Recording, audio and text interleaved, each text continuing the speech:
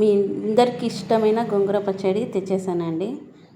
నాకు కూడా చాలా ఇష్టం గోంగూర పచ్చడి అంటే. అది ఎలా రెడీ చేసుకోవాలో చూద్దాము. ముందుగా జీలకర్ర మనం లైట్గా వేయించేసుకొని ఒక మిక్సీ బౌల్ వేసి మిక్సీ చేసేసుకోవాలి. ఆ తర్వాత మనం ఎల్లిపాయలు కూడా నీట్గా పొట్టు తీసేసుకొని ఎల్లిపాయలు కూడా పచ్చివే వేసి మిక్సీ పట్టి పక్కన ఉంచేసుకోవాలి.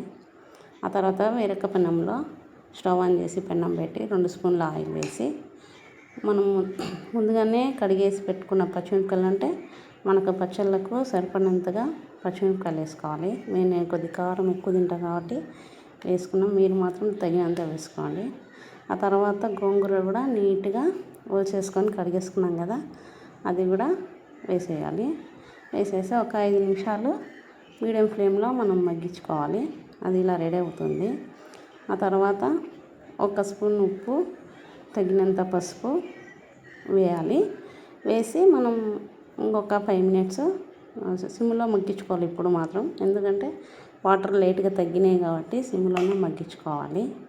అంతే, దీంట్లో అసలు వేసేది ఏమి ఉండదు, చాలా సింపుల్గా అయిపోతాయి. చేయడం కూడా ఒక 10 మినిట్స్ 15 మినిట్స్లో అయిపోతుంది.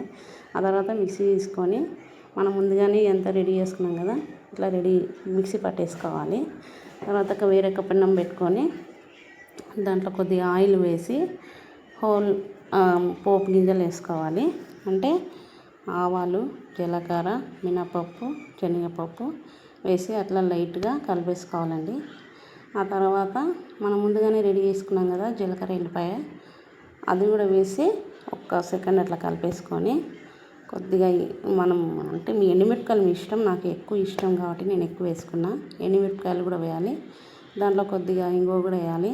అంతే, సూపర్గా ఉంటుంది అసలు. వేడి వేడి అన్నంలో నెయ్యి వేసుకొని తింటే నాకైతే భలే ఇష్టము. మీకు కూడా ఇష్టమా లేదా నాకు చెప్పండి. థ్యాంక్ యూ అండి చూసినందుకు. కొత్త ఒక లైక్ వేసుకోండి. Thank you so much.